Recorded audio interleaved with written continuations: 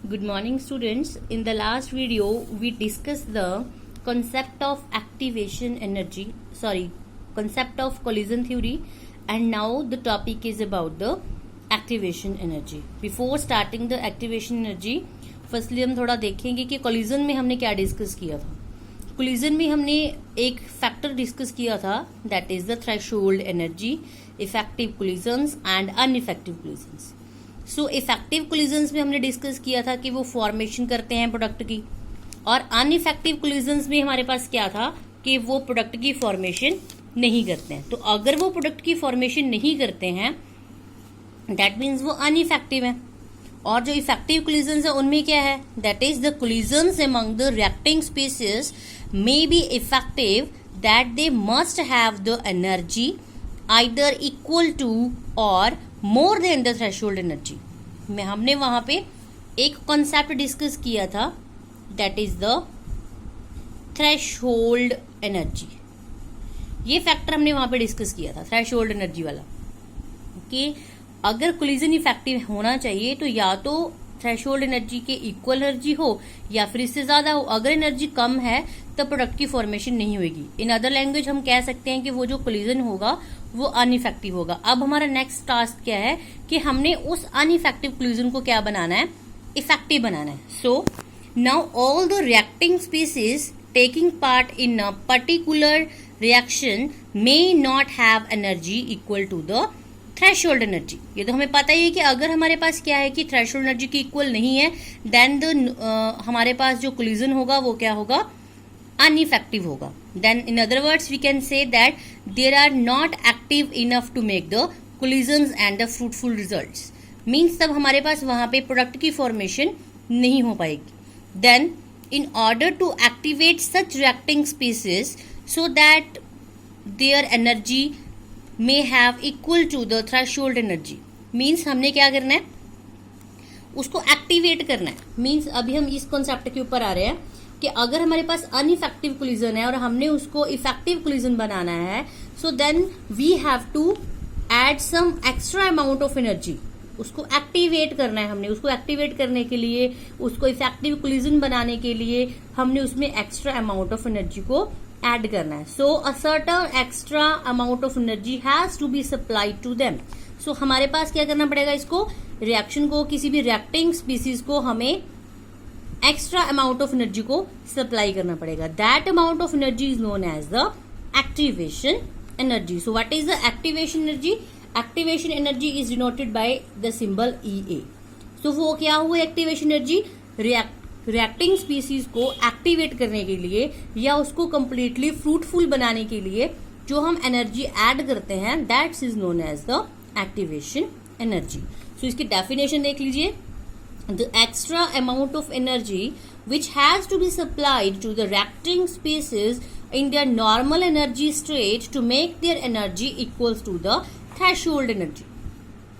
Clear? क्योंकि अगर वो थ्रेशोल्ड एनर्जी के इक्वल होएगी या इससे ज्यादा होएगी तभी जो कोलिजन है वो फ्रूटफुल होगा, तभी प्रोडक्ट बनेगा.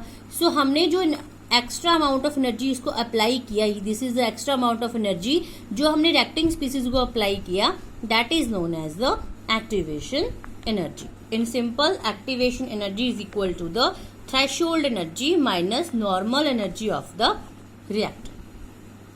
सो इसको हम एक डायग्राम के थ्रू डिस्कस करेंगे कि कैसे हमारे पास जो रिएक्टिंग स्पीसीज है वो एनर्जी एब्जॉर्ब कैसे करती है, वो कौन कौन से एनर्जी वैल्यूज को क्रॉस करती है. इसके लिए हमारे पास एक डायग्राम है, that is progress of A reaction on the basis of the activation energy. ये डायग्राम को आप ध्यान से देखो. यहाँ पे हमारे पास ये प्रोडक्ट रिएक्टेंट है. यहाँ पे आप देख रहे हो कि यहाँ पे एक स्टेबिलिटी सी आ गई है. ये ABC यहाँ पे एक एक्टिवेटेड कॉम्प्लेक्स बन गया है, और यहाँ पे जाके हमारे पास किसकी फॉर्मेशन हो गई है, प्रोडक्ट की. अब ये क्या है, ये डायग्राम को हम डिस्कस करेंगे. फर्स्टली हमारे पास क्या होगा, according to the concept of activation energy the reacting species, this one is the reacting species taking part in a reaction do not directly changes into the product. ये जो हमारे पास रिएक्टेंट है वो प्रोडक्ट में डायरेक्टली चेंज नहीं होगा. That is every reactant has to cross the certain energy barriers. This is the this is the energy barrier. हर एक रिएक्टेंट को एक एनर्जी बैरियर को क्रॉस करके जाना पड़ेगा। So the energy barrier is compare to the top of a hill. जिस ऐसे इसको हम एक हिल टाइप बना दिया और इसके टॉप के से इसको हमने कंपेयर कर दिया। ये जो एनर्जी बैरियर है इसको सिंपली एक हिल के टॉप से इन्होंने जो है वो कंपेयर किया है कि ये हमारे पास रिएक्टेंट है, ये प्रोडक्ट है, लेकिन उसको क्रॉस करने से पहले यहाँ पे हमारे पास ये एक हिल की तरह जो मतलब प्लेस है उसको ये क्रॉस करके जाएगा, जिसको हम एनर्जी बैरियर बोलेंगे। Clear? The top of hill is compared with the energy barriers. The reactant and the product lie on the either side of the हिल। ये जो मैंने आपको पहले डायग्राम में दिखा दिया कि ये हमारे पास एक साइड में रिएक्टेंट लाई करेगा, एक साइड में हमारे पास प्रोडक्ट लाई करेगा। The energy at the barrier is equal to the threshold energy. That is ये जो हमारे पास एनर्जी बैरियर में एनर्जी होगी वो थ्रेशोल्ड एनर्जी के इक्वल होगी, तभी तो प्रोडक्ट की फॉर्मेशन होगी। देन उस टाइम क्या होगा, reacting species in their normal energy state absorb the required energy of the activation and reach to the barrier। means ये जो reactant है नॉर्मल एनर्जी स्टेट में वो यहां से एनर्जी एब्जॉर्ब करेंगे, इस टाइम पीरियड के अकॉर्डिंग एब्जॉर्ब करके वो एक्टिवेटेड कॉम्प्लेक्स यहाँ पे बनेगा। मीन्स जो एनर्जी बैरियर होगा वहां पे वो पहुंच जाएंगे।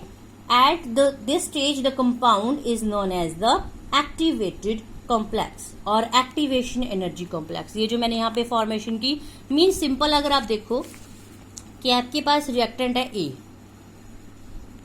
B, clear? A B से आपने बनाना है लेट एस C, क्लियर? तो ये डायरेक्ट नहीं बनेगा। मीन्स पहले आपके पास A B होगा, लेट एस C के A B से आपके पास A B स्टेज बनेगी, देन ए बी से आपके पास बनेगा सी। ये जो हमारे पास स्टेज है बीच वाली, ये एक तरह से हमारे पास बैरियर आया। ये जो बैरियर है इसको हम बोलते हैं activated complex. What is this? इसको आप एक्टिवेटेड कॉम्प्लेक्स भी बोल सकते हो, सिंपल लैंग्वेज में इसको हम इंटरमीडिएट स्टेज भी बोल सकते हैं, इसको ट्रांजिशन स्टेज भी बोल सकते हैं, इसको मिड स्टेज भी बोल सकते हैं, अनस्टेबल स्टेज भी बोल सकते हैं। In the concept of activation energy उसको हम क्या बोल रहे हैं? Activated complex. क्लियर? सो इसको दोबारा से देखो डायग्राम को।